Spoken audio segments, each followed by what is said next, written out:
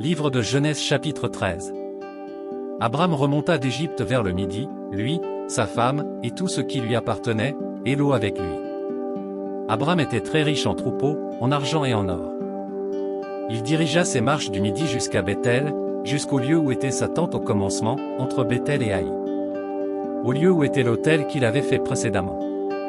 Et là, Abram invoqua le nom de l'Éternel. Lot, qui voyageait avec Abram, avait aussi des brebis, des bœufs et des tentes. Et la contrée était insuffisante pour qu'ils demeurassent ensemble, car leurs biens étaient si considérables qu'ils ne pouvaient demeurer ensemble. Il y eut querelle entre les bergers des troupeaux d'Abram et les bergers des troupeaux de Lot. Les Cananéens et les Phéréziens habitaient alors dans le pays.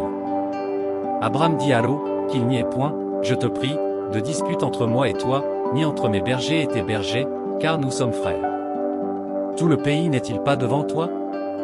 Sépare-toi donc de moi, si tu vas à gauche, j'irai à droite, si tu vas à droite, j'irai à gauche. Lot leva les yeux, et vit toute la plaine du Jourdain, qui était entièrement arrosée. Avant que l'Éternel eût détruit Sodome et Gomorrhe, c'était, jusqu'à Tsoar, comme un jardin de l'Éternel, comme le pays d'Égypte. Lot choisit pour lui toute la plaine du Jourdain, et il s'avança vers l'Orient. C'est ainsi qu'ils se séparèrent l'un de l'autre. Abram habita dans le pays de Canaan, et Lot habita dans les villes de la plaine, et dressa ses tentes jusqu'à Sodome. Les gens de Sodome étaient méchants, et de grands pécheurs contre l'Éternel.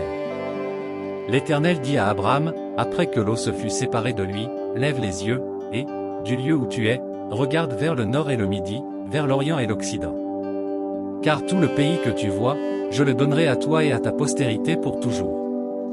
Je rendrai ta postérité comme la poussière de la terre, en sorte que, si quelqu'un peut compter la poussière de la terre, ta postérité aussi sera comptée. Lève-toi, parcours le pays dans sa longueur et dans sa largeur, car je te le donnerai. Abram leva ses tentes, et vint habiter parmi les chênes de Morée, qui sont près d'Hébron.